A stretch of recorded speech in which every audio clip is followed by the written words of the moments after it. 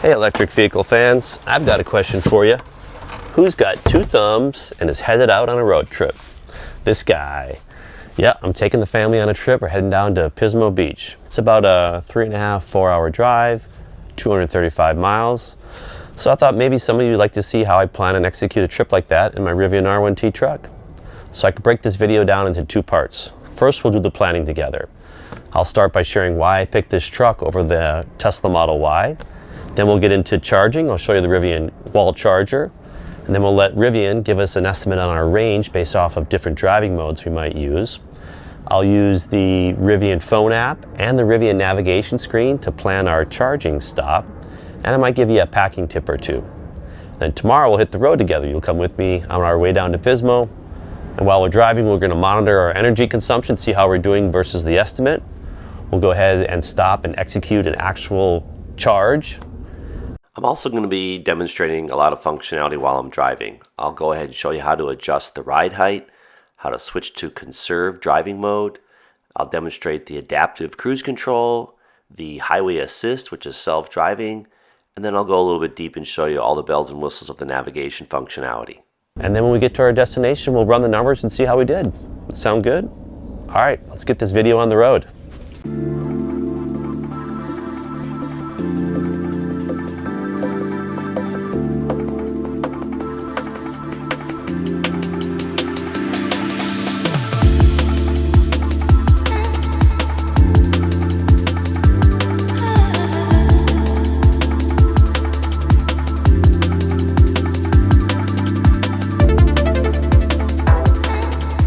So as many of you know from my other videos on my EV Life channel, I've also got this Tesla Model Y.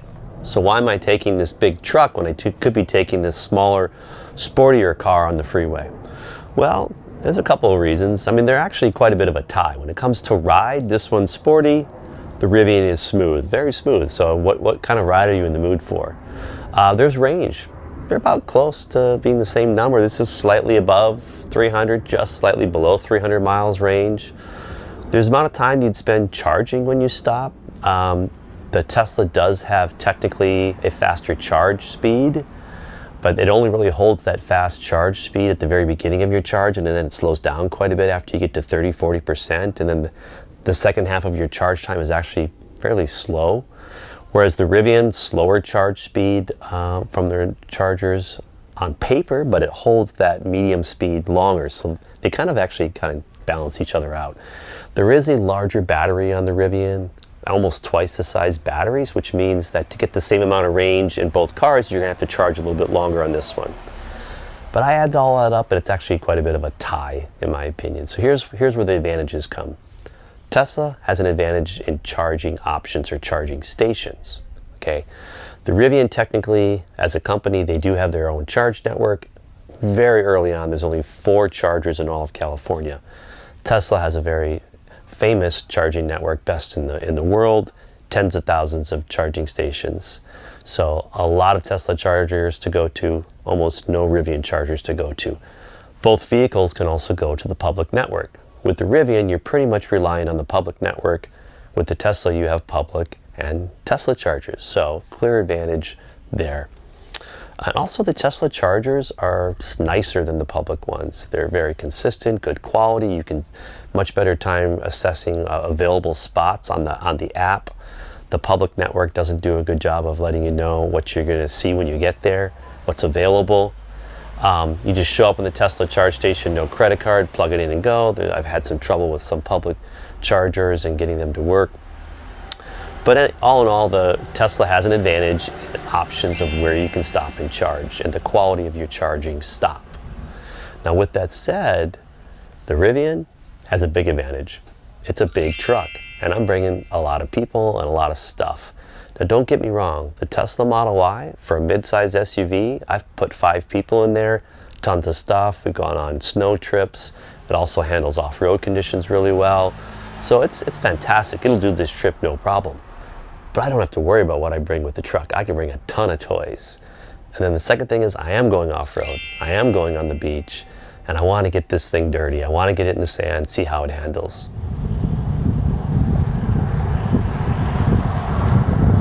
So there you have it. Both great options for this trip. but we're taking the Rivian R1T truck. All right, so we're gonna pre-charge for this trip, and let me explain what that is. So I don't like to charge all the way up to 100%. In fact, they say it's a bad idea to charge your vehicle up to 100% on a regular basis. You do it for trips, of course, but I don't like to do it the day before. I like to go to about 85% the day before, and then I top it off in the morning for a final 2 hours of charging and get to 100%. That's simply because I find that I'm running around last minute. I'll probably be running the grocery store tonight, so I like to get to 85% today. And in the morning, I can even schedule the truck to do this for me. In the morning, it'll just top it off for 2 hours. So let's go ahead and we'll charge this thing up to 85%. Now we're going to use the Rivian Wall Charger. This thing is fantastic. This is a 11.5 kilowatt charger. What does that mean? Well, if I were to plug the truck into just a normal outlet in my garage, that's 1 kilowatt of speed. That's pretty slow. If I'm on the road and I get a high-speed charger, which we'll hopefully do tomorrow, that's 150 kilowatt speed. This is 11 and a half. This is plenty fast enough. If you come home from work and you've completely drained your vehicle and you want to get up to 100% the next day, you can do that in one night. This gives you 25 miles of range for every hour of charging. So it's plenty fast enough for home use. So I'm going to go ahead and plug it in and I'll show you how it works. All right, we're going to go ahead and start charging the vehicle. And here's the area where you do that near the front tire. And there's a super secret little button here you press. There's a little dash there. I'm going to press that. We're going to see that open up all techie-like, Star Wars-like. And over here is the Rivian Wall Charger. So I'll grab that. And we'll go over here. We're going to plug that in.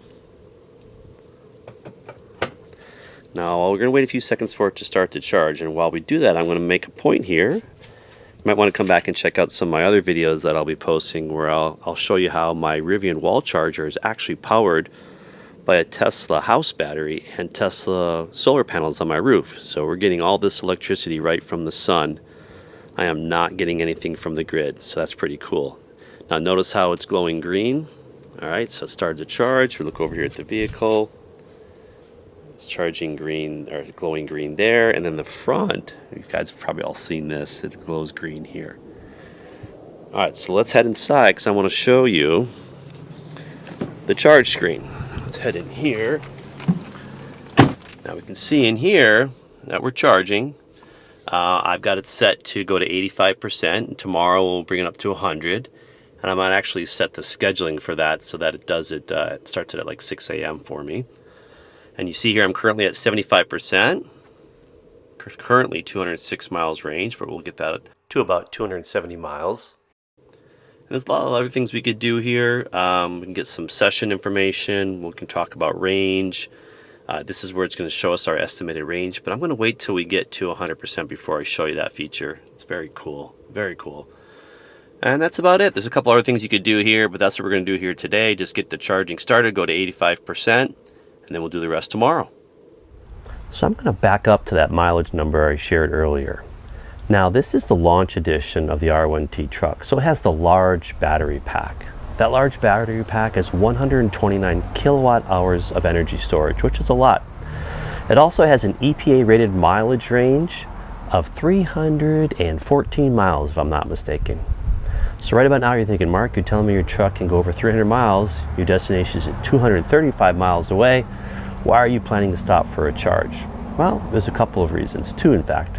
One, we're not going to get 314 miles range tomorrow, and I'll tell you why. But two, even if you can get that amount of range on paper, it's still best to stop for a charge. So let me break those two things down. Why are we not getting 314 miles range? Well, one reason, probably the main reason, is what you see right here, those tires. All right, with this launch edition, I got the upgraded 20-inch all-terrain tires, which look fantastic. They're great for all weather, a little bit of off-roading and snow, all around great tires to have. They're just a little bit weak in the area of highway efficiency. Not horrible, but just a little weaker than what you get in some other tires. So I've heard some sites, some third-party sites, say that can drop my range from 314 all the way down to 220 miles, which is total hogwash. That's not going to happen. But Rivian's telling me I'll probably drop down to about 275 miles of range. Okay, 275 is still higher than my destination, which is only 235 miles away. But there's other reasons why your range goes down. Those could be from weather, from weight, from elevation and from speed. So weather, where we're going down to the Central Coast, we're going to go through some windy spots for a couple hours. If you're driving into 20-mile-an-hour winds, that drops down your range. Weight, I'm going to have over 1,000 pounds of people and gear in this truck. That's going to drop down my range. Elevation, not so much elevation tomorrow, but there are times I go up to the Sierra Mountains and I know I get a lot less mileage going up the hill than I do coming down. And last is the speed. How fast am I going to drive? How aggressive am I going to drive? So all those things can lower your range. But even after all that, if on paper you can get to your destination without stopping for a charge, if you're driving for 2, 3, 4 hours, I still recommend you plan for it. 2 reasons for that. One, when you arrive at your destination, do not arrive with 0 miles. You're going to be tired, you're going to want to do something with the family, you don't want to have to worry about charging, so don't arrive with low miles. And 2, if you have young kids like me, they're going to have to stop and go to the bathroom anyway over a 4-hour period. So you might as well pick a charge spot that has some restaurants and shops around it, stop for 20 minutes, get a whole bunch of miles in your car, everyone's happy, and you get on your way. So I've talked a lot about the miles and the range in this last 2 minutes. Let me go in the truck now, and I'll actually show you what the truck says we're going to get for mileage. All right, we're back in the vehicle. We're on the charge screen again, and I want to show you how we can estimate our range. And the truck does a pretty good job of showing you what your options are. Notice I'm still charging. I did go past 85%. I just wanted to keep it going so we could see it charging. We're at 88% now. I'll turn it off soon, and we'll do the last 10% in the morning. But look, our range right now currently with this charge is 242. But what will it be when we're at 100% charge and we're heading out on this trip tomorrow? Well, let's hit this range based on all-purpose button here. And this is super cool. Let me zoom in a little bit here. Okay, so what this is telling you, I love this. Based on your driving history, oh boy, what does it know about my driving history? And the fact that you have 20-inch all-terrain wheels, which, yes, we've talked about that. Here is the range you will get. So right now we're in all-purpose driving mode. I think I've covered driving modes in another video that you've probably seen, but in general, all-purpose is the general purpose setting. And with current charge, I can go for 240 miles to 0. If I go all the way to full charge and all-purpose mode, based on my driving history with 20-inch all-terrain wheels that I have, we can go 270 miles. So remember earlier I said this truck gets around 300, just below 300. Well, there's 2 other modes we should talk about. There's sport mode. Now, sport mode really just does 2 things. It lowers the vehicle to a lower height and also gives you a more responsive accelerator. Now, it doesn't really make the car any faster or any more or less efficient. It just changes your driving style, okay? So you could actually just leave it in all-purpose, but manually lower the riding height to the lowest setting for better aerodynamics, and you basically would be getting the same thing as the sport mode, but very little difference. All-purpose is 270 miles, full charge. Sport is 267, so almost no difference. Where there is a difference is when you go to Conserve. Now what Conserve does is when you go to Conserve mode, it's going to shut down 2 of your motors. Now I don't know which 2 of the 4 motors turn off. I could probably look into it and figure that out. But you're actually going to get a slower responding vehicle. You're just cruising on the freeway anyway, so what does it matter?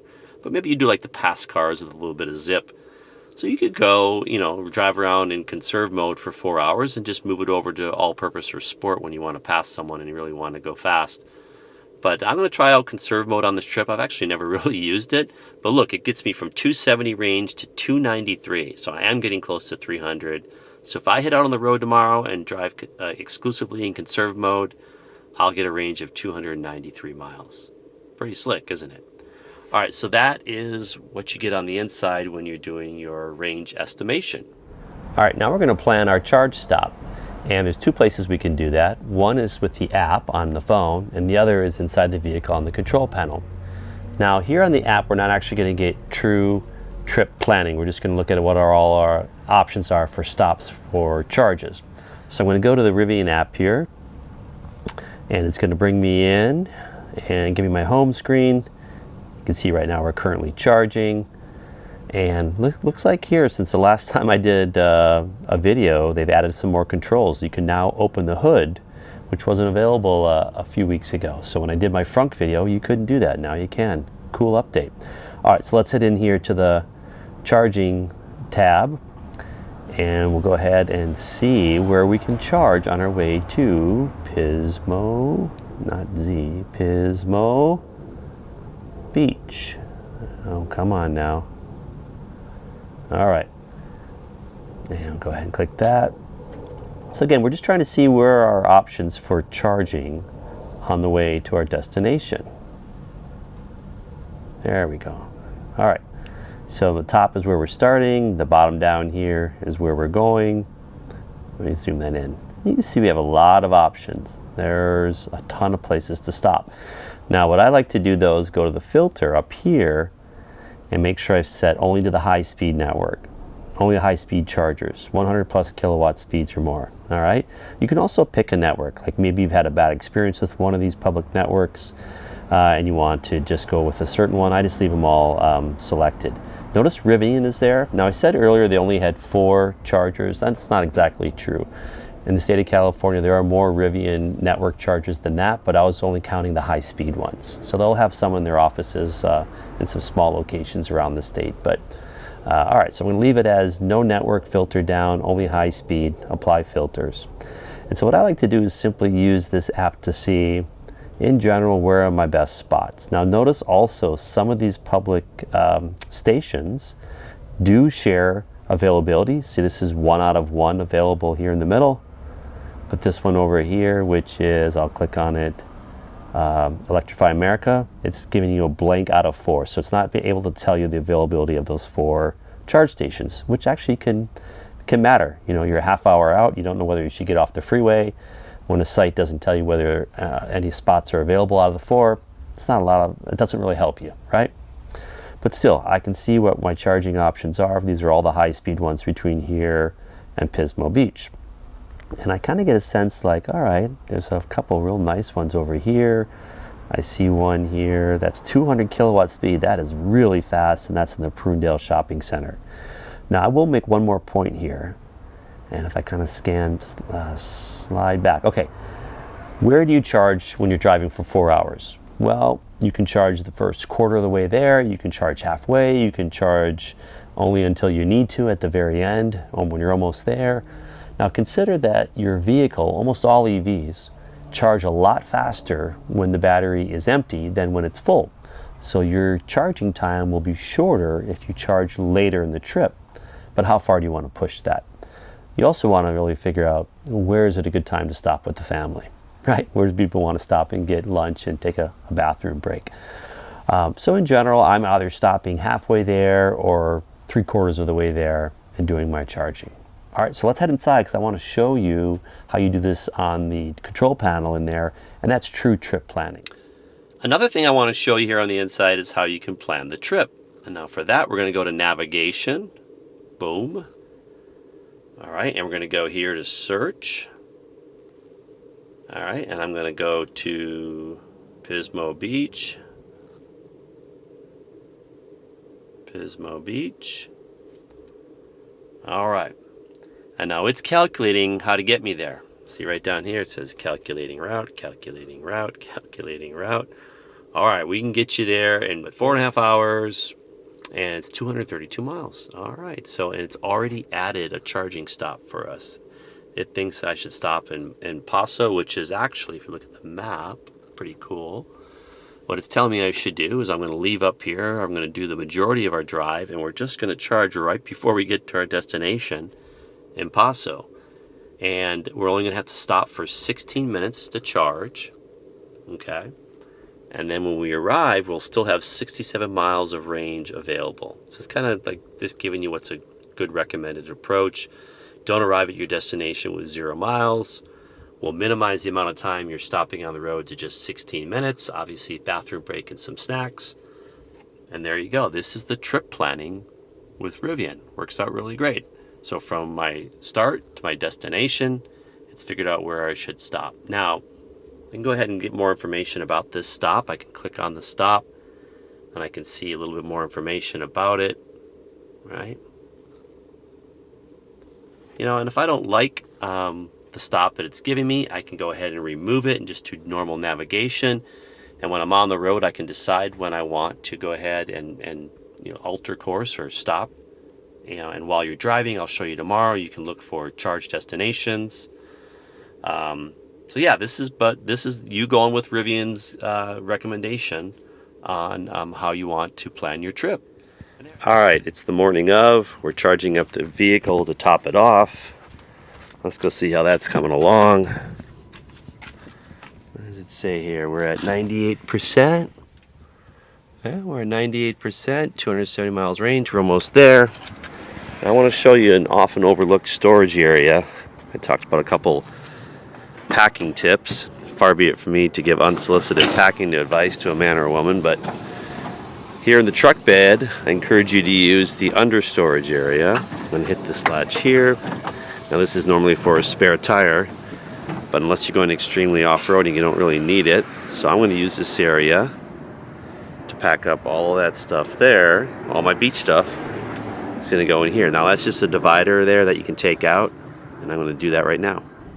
All right, and this is what it looks like with the divider out. That's a massive amount of space. That's actually 5 cubic feet of storage. So let's fill that up. I think I can probably even fit in this bodyboard in there. Let's go take a look. It fits. And here's that 1,000 pounds of gear people I was talking about. And now you see why I'm using the under storage area. All right, one last packing tip. Don't forget to use the under seat storage here. And then something fun for the backseat passengers, don't forget about that secret pass-through passageway to the gear tunnel. If you haven't seen my gear tunnel video, go check that out. But look, you can open this up. Look at all the food there they can get to. Because back here in the gear tunnel, I've stored all of our kitchen stuff, all of our food items. Okay, we're about to head out on the trip. You can see here on my driver display, I'm at full charge, 270 miles range. We'll go over here to the center control panel, also 270 miles range, fully charged. Let's go hit this button again. Remember this from yesterday. We can get 293 if you go in conserve mode, 270 if we stay in all purpose. We're going to track that to see how that goes. And speaking of tracking, let's get our nav up. And I've already plugged in our destination here. We're going to stop a few miles shy of Pismo Beach to drop some stuff off, but that'll be our final destination for today. And you see here, just like yesterday, it's telling me it's a 236 mile trip. It's going to take us 4.5 hours, factoring a slight amount of traffic. It's put a stop in for us at Paso. We can see right before we get to Pismo, it wants us to do a charge for 11 minutes. And if we do that charge for 11 minutes, that one stop for 11 minutes, we'll give ourselves 67 miles of range on arrival. Again, you don't want to arrive with 0 miles. So could we get there without stopping? Probably, but we're going to stop. Rivian thinks we should stop. We're going to stop. All right, one more thing. As I'm driving, let's pay attention to see if any of these numbers change, right? We have a lot of weight in the vehicle, all right? There's going to be some wind. So I may drive a little extra fast. So we're going to be monitoring the estimated miles upon arrival to see if it's going up or down. And that might tell us how we can adjust our expectations. All right, let's get on the road. Here we go. All right, we just started the trip, and I'm going to go ahead and lower the truck height just for improved aerodynamics. So we're going to go here. Excuse me. No, we're going to go here. And you see that we're in standard height. I'm going to move it down to low. And it's blinking because the truck is lowering. If you want to see this truck lowering in a video I have, I go through all the details. You see it go up and down. You see the air suspension in action. There's a video I have called Camp Mode Auto Leveling. Go check that out. All right, so I'm going to stay in all-purpose driving mode. We'll move it to conserve once we're well on the freeway. Right now I'm still in all-purpose, but I've moved this down to low height. All right, so now I've moved down into conserve mode. And I can tell you that I really haven't lost too much acceleration or pep. If I put the pedal down, it will move just fine. So pretty happy so far with the conserve mode. All right, so here's an interesting development on the trip. We're about a half hour in. I'm in the express lane and bypassed a lot of traffic. I moved the vehicle to conserve mode, which gives me slightly better mileage. And it actually has removed my stop. It's not having me stop for a charge anymore. Now we'll see how that goes. Again, we've got wind and weather. It might be hot. I might run the AC the whole time, see how fast I drive. But right now, we're actually going to just simply not stop for a charge, and we'll arrive at our destination with 50 miles of range left. So let's see how that goes. I will actually execute a charge for you. I do it a few days later when I'm about to return home for the return trip. And that actually was a little bit eventful, and I have some insights to share. So check that out at the end of the video. Alright, a quick walkthrough of the cruise control. You activate it by clicking down on the paddle right there on the right side. And you can see I've already activated the cruise control. And the two controls I'm going to use are right here. I'm going to spin that wheel up or down to change the distance I want to maintain from the vehicle in front of me. And I'm going to go left or right to go slower or faster cruise setting. So right now I'm set at 74. And if I spin the wheel a little bit, you'll see I just changed the distance to maintain between the vehicle in front of me. And if I use the left or right, I just went from 74 down to 73 as my desired speed. Now we're only going 61, 62 because we're stuck behind this semi. So I'm going to go ahead and pull out in this lane, and we'll get going a little bit faster here as soon as it realizes it. There we go. And it's going to go all the way up until it hits the speed of 73. And again, I can use that right there, the left or the right, to adjust my top speed that I want to go. And it'll maintain that and maintain the distance. Okay, now what I cannot show you is the highway assistance or the steering control because I got locked out. I was using it earlier. I did not have my hand on the wheel for a certain amount of time. It gave me a warning. I grabbed the wheel, but I guess it didn't register I was holding onto the wheel.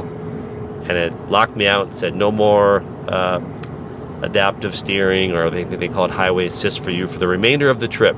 Let me see if I try to turn it on now. Yeah, it says highway assist unavailable until your next drive. I'm in timeout. Oh well, maybe I'll pull over, stop the vehicle, and restart it and see if it lets me use it. Let's rewind the tape and I'll show you the moment that happened. 175, my cruise is set at 75. I can click to the right, and now it's at 76, 77. I can go back down to 75. Push up once to leave highway assist. Alright, I'm not sure why it's telling me that. That was weird. Alright, so I pulled the vehicle off the highway, put it in park, put it back in drive, got back on the highway, and it looks like I'm out of timeout with the Rivian system. It's going to allow me to now show you the highway assist feature. Now I cannot take my hands off the wheel. It already yelled at me several times, so I'm going to go ahead and have to do this with the hand that's holding the camera. But I'm going to double click down on the stick on the right here. There it is. It says highway assist on. Remember to stay alert. Okay, so I've got a car coming up on my side here. Now I've got the active cruise control, or adaptive, so it's slowing down because the semi in front of me is going slow. So I'm only going to be able to maintain the speed of the vehicle in front of me, which is 65, 66. But notice the blue lane there. So it's really doing all the steering for me. I've just got a finger on the wheel right now just to make sure the thing doesn't get angry with me. But we're slowly turning here. There's a curve that we're on right now. And doing great. Lane merge ahead. Oh, I guess it's reading that sign right there, lane merge ahead. So it's giving me some of the traffic warning signs. That's interesting. Okay, I'm going to see if I can switch lanes. Likely by turning in the next lane, it's going to turn off the assist, which it just did. Automatic steering is off. Yep. All right. So I'm going to go ahead and re-engage the lane assist, or sorry, the highway assist. Alright, turned it back on. Now I wonder if I had my blinker on, if it'll let me switch lanes without turning it off. So I'm going to try to turn back into the right lane and see if it lets me. No, it's not going to let me. Alright, so obviously just like my Tesla, when it's assisting you in a lane and keeping you and steering you, and you're pretty much hands off. You got to stay in that lane. If you switch lanes, it'll turn off the assist, and then you just have to re-engage it when you get in your new lane. All right, pretty cool feature. Let me turn it back on one more time. Okay, so it is doing it. It is steering for us. Now I'm going to show you. One hand's on the camera, one hand is right here. So I'm not really touching the steering wheel right now. I'm sure it'll start yelling at me soon. I don't want it to yell at me, so I'm going to put my hand back on the steering wheel. Alright, so there's the highway assist feature. Basically does the exact same thing my Tesla Model Y does. So now I love it. It's great for these trips. We're 2 hours and 20 minutes into the drive. Got about an hour and 40 minutes left, and I want to just call something out here. As I said in the last check-in, the Rivian navigation trip planner had removed my stop for charging, saying I didn't need it anymore. And what I've been watching for the last hour or so is that number right there. It says 56 miles. The reason I'm watching that number is that's telling me how much battery I will have left when I arrive at my destination. And whenever I go for a trip, I'm always curious to see whether that number is going up or down. Am I going to have more or less battery? Which also lets me know, can I trust the estimate? Am I going to make it? Will I make it with room to spare? So if I can stay above 50 miles remaining upon arrival, I'm not going to stop and charge. It's floated around between 51 and 58 as I've been driving faster or slower. Conditions have changed. That number's moved up or down. But to me, that's the best barometer to watch while you're driving, is the number showing how much battery you'll have upon arrival. And right now we're at 57, so we're looking good. All right, let me give you a tour now of the navigation. We'll start in the upper left-hand corner. You click here. First of all, you see 86 miles remaining. You get all your turn-by-turn directions. And you scroll to the bottom, and that's what I was showing earlier, which is when we arrive at our final destination, that's how much battery you'll have left. Now we're up to 60 miles. All right, in the lower left-hand corner, you have time and miles remaining and destination arrival time. Then you have this button here. When I switch this will give me the whole view of our trip. So the screen kind of flew back to a high-level view. Press that button again, it goes back to more local navigation.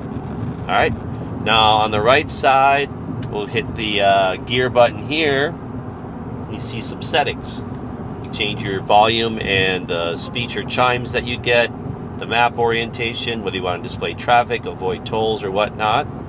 Okay. You can also change map orientation in the upper right hand corner, hitting that. So now we're driving with north up. Hit it again. Now we're in 3D. Hit it again. 2D with direction as your orientation. The last thing I'll show you on the right side is charges or charge stations. I hit this, filter popped across the top. I can filter down by the speed I'm looking for, only high speed. I can choose my network. I can see availability. So this is what we saw earlier or yesterday on the phone app. And now if I want to find a charger, I've got to pan back, hello, pan back. I actually don't see one for a while. Don't see one for a while. Let's pan back some more. Yeah, I don't see one for a while. Alright, so maybe if I just go ahead and turn that off, I can show you one sooner. There we go. Now the only thing I can't figure out is, I don't know if it's a glitch right now, but as I want to get information about a charge stop, it's not giving me anything when I click on it. So I would assume it's supposed to. So I don't know if it's because I'm currently under an active navigation right now that it won't let me get more information and search for charge information. But anyway, that's the charge, searching for charge spots. You can obviously still, find the one that you want to get to and then plug it in as a new navigation destination. But strange that you can't click on it and get information about these. Alright, so that's it. That's it for an overview of, I'll hit recenter here to get me back to where I was. That's it for a walkthrough of the navigation. All right, so we're about an hour out, and I'm going to pretty much make the call that we are not going to stop for a charge. And here's the reason why. If I look here, it's still showing we're going to have a decent battery when we arrive. In fact, that number just keeps going up. So now we're up to 66 miles is the expected range we will have remaining when we reach our destination. And you know, if I look at the battery here, we're still 44% full.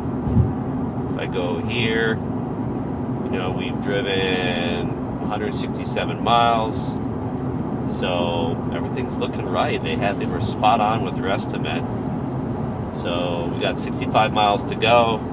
Again, 132 miles range. And I'm going to arrive with 66 miles of range. That's plenty enough. Don't need to stop for a charge. So apologize, you won't get to see me charge the vehicle on the road. Maybe we'll do that on the way back. But I still thought it'd be kind of cool for you to see me do a full 4-hour drive without stopping, get all the stats. So let's just see where we're at when we get there. But as of right now, we're not gonna stop. We're gonna keep going.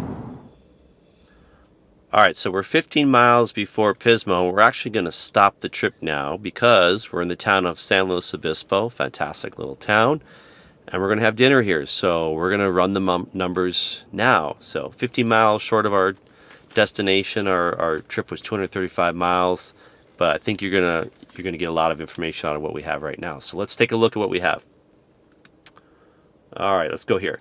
So for the trip, we just went, let's get a shot of this, 217 miles. All right. We have 77 miles remaining. What does that add up to? That's about 294. And remember this from earlier? It says that if you're on conserve mode, which I used, on a full charge full charge, which I had, you're going to get 293. We just got 294. How fantastic is that? How accurate is that? So I'll break down some of the other numbers in a little bit. But just remember, while I was navigating, this was the number I kept looking at, which was, you know, as long as my remaining battery upon arrival was going to be at 50 miles or greater, I was not going to stop for a charge. And this number just got better and better as we went along. So right now it's saying if we had continued on to our hotel, we would have arrived with 65 miles, which is perfect. All right. So it's a few days later, and I'm back home from Pismo, and I didn't get a chance to shoot this final segment while I was there because I had a lot going on with the trip, and any free time that I had, I used to shoot another video of this truck driving around in the soft sand on the beach, and that was a blast. Check out that video. I highly recommend it. It should be ready after about 4 or 5 days of editing. I also wanted to use the drive back to see if I'd learn anything else. All right, so let me share with you what impressed me the most with this vehicle on my first long 4-hour road trip, and also where do I see some areas of improvement with this Rivian R1T truck. All right, what impressed me the most? The range. 294 miles of range. I did not expect that. In this big, heavy truck with a lot of gear and people in it, going 75 miles an hour for over 4 hours, I was really surprised that I got the range, almost hit 300 miles range. Great stuff. The range accuracy would probably be the second thing that impressed me the most. I mean, it said I would get 293, I got 294. I did not expect that. Now, why does that impress me so much? Well, I've been driving nothing but Tesla cars for the last 3 years. Love them, great, but I've done a lot of road trips in those cars, and there were a lot of road trips where I did not get the range that the vehicle said I would get at the beginning. I didn't get it on the road, you know, and there were times when I had a lot of weight, people, I was driving somewhat fast, and I would lose up to maybe 25% of my range if the conditions were not right. So I would say the second thing that impressed me the most with this Rivian R1T truck is the range accuracy. What it said I would get, I got, and that's fantastic. So I'm going to draw my own conclusion now with respect to range and range accuracy, comparing my Rivian and my Tesla. I feel like the Tesla Model Y really needs perfect conditions to get that 318 miles of range that it promises you. You know, you have just a couple people, light luggage, you're going around 65 miles an hour, you'll probably hit 310. However, you put a bunch of family, a bunch of gear, you drive 75, 80 miles an hour, and the range drops, and it drops quickly, I feel. And so I think like just because of maybe the mass, it's a lighter vehicle, and it's just more susceptible to those external conditions, those external factors. Now this Rivian, over 7,000 pounds, I believe, and to get this big vehicle to go 300 miles range, they put a much bigger battery in it. And I feel like you could load it up, bunch of people, gear, and it's just not as susceptible to those external factors. I can go 75, 80 miles an hour if I want. And I feel like it's still gonna give me my 293 miles of range. That's just my conclusion. Now, the next time I have a trip where my wife and I are gonna take two vehicles, we'll do a side-by-side comparison and see how that goes. And the third and final thing I wanna share about what impressed me the most with this Rivian R1T truck is the Conserve mode. It really did give me a notable amount of extra range, so it did its job. But also, it didn't really come at an expense. I was kind of worried about using Conserve mode. You know, driving the fastest truck on the road, you're used to speed, you're used to acceleration, and I like that zip when I need it, and I thought I'd be giving that up. There was no notable loss of acceleration on the freeway when I moved to Conserve mode. I still had all the zip that I needed. So yeah, big thumbs up for that Conserve mode. And I even left it on a little bit driving around town in Pismo, and it felt great. It did not feel sluggish. So yeah, next time you're on a trip, I highly recommend that you switch down into Conserve mode. Now for areas of improvement. The number one area that I would love to see Rivian address is its reliance on the public charge network. Okay, now you already know that Rivian only owns a couple of charge stations in California. There are over 16,000 public chargers in the state, so we're well covered. You're not going to get stranded. Don't have range anxiety. But what I'm talking about is that 1 out of 4 times when you stop to charge at one of those public stations and things just don't go well. And it happened to me this morning when we were coming back from Pismo. I charged nearby our hotel, and I had a really horrible experience. Stick around, I will actually share that story after this conclusion. So it's about a 2-minute story if you want to stick around for that. But I was really frustrated, and it would not have happened if I was there with my Tesla Model Y. All right. So I really hope that Rivian, 1, expands their own network quickly, and 2, I would recommend please get those charging stations along the major freeways and travel routes within California. Rivian has a philosophy that they want to put their chargers way out in the wilderness areas or on your way to your national parks and your state parks, because this is a recreation vehicle. They want to get you charged as you're going out in the wilderness. And I get that. Those are great. But we need them along the major travel routes throughout California. Now, the second area of improvement for Rivian that I'd like to share is with the highway assist mode, which got a little buggy with me. Now, you saw in this video on the way down the one time it did kick me off. I did have a finger, I did have a hand on the steering wheel. It didn't think I did, and it shut me out. It gave me a timeout. And it actually happened on the way back, and my wife was right here. I had both hands on the wheel, and it just said, you're not, basically could take control. I had control, and it shut me out, and it gave me another timeout. So yeah, I didn't appreciate the fact that it wrongfully kicked me off of the highway assist. Now, Rivian, if you're watching this video, please expunge my record. I was not being an unattentive driver. The other thing that it did, the highway assist mode, is it turned itself off on several occasions. It would say, unable to detect road or something to that effect. Please take control of the vehicle, and it would stop providing you with lane assist and sometimes cruise control, mostly lane assist. And I think, and I'm pretty sure what happens is there are stretches where the lane markers are just a little bit faded, the vehicle cannot detect them, and it has to shut itself down. Now, this is Highway 101. This is not some rural random road. This is a major freeway or highway in California. And also, that's never happened in my Tesla. 3 years of driving 2 different Teslas, it's never not been able to detect the lane. But on the other hand, I don't want to give the impression that there was something unsafe here. Like, it's not like it steered me into a wall. It just simply said, take control, and you just take control. It's not a big deal. It's just a little bit buggy. I would love to see them fix that, because it's a great feature. And when you're on a 4-hour drive, that lane assist and that adaptive cruise control, that automatic steering, that's all good stuff. It's a great feature. So we're just about to wrap up, and I'm going to share one more story with you involving my charging experience in Pismo this morning. But just in case I lose some of you, because I recognize this is probably the longest video I've ever put out, please go ahead and like my video down below and subscribe to my channel so you can follow along with all my stories. I have other videos up there right now of my Rivian R1T truck that I think you'll like. And I'm going to have a really good one up in 4 or 5 days, the one that I just shot in Pismo that involves me driving this truck around on the sand and the beach in Pismo. So come back and check that one out. All right, now for that charging story. So a few days later, we're heading back home, and we're going to charge the vehicle the morning before we start the drive. And I had an experience that I want to share here because it's quite interesting. It supports exactly what I said at the beginning of the video, that some of these public charge stations, they can be a gamble. Let me explain. This is a high-speed station in a busy shopping center, but it only had 4 stalls. I arrived and there was 1 empty stall, which I later learned was quite lucky because a lot of people over the course of an hour that I was there started piling up and waiting for their time. So I went to the stall. The credit card apparently was broken. The screen tells me you have to sign up for a membership if you want to use this charger. Okay, fine. So I did that, and it took a long time, literally over 10 minutes, to download an app, go through a bunch of screens, confirm my email, give them a credit card.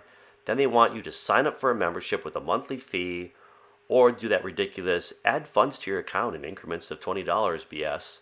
So I added $40, and I gave them permission to continue taking funds out of my credit card. And I'm all set up, and in theory now I should be able to start charging, but it still didn't work. Now we're going on 15 wasted minutes. I can't get it to work. A lady comes up. She was retrieving her car charging next to mine. She said, "Don't bother. It never worked for me either." So she leaves. I move my truck. I take her stall, and now I have a functioning charger. And since I had already signed up for an account, I gave them my money. I wanted to use that to pay. And you're supposed to be able to just use your app, tell them which stall you're at, and the charger starts working. But it didn't. It kept erroring out, telling me, no connection, try again. I kept telling my phone which stall I'm at. Now, another 5 minutes go by, maybe more. It just felt like an eternity. The charger's not connecting.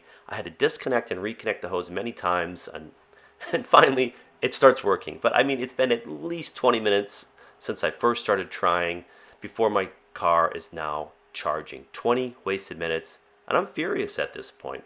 Now, the real kicker, as I'm walking away to go get some food while my car is charging, I pass these Tesla chargers just a few feet away. 12 of them. Beautiful, brand new, clean, all functioning, no screens to worry about, no credit cards to put in.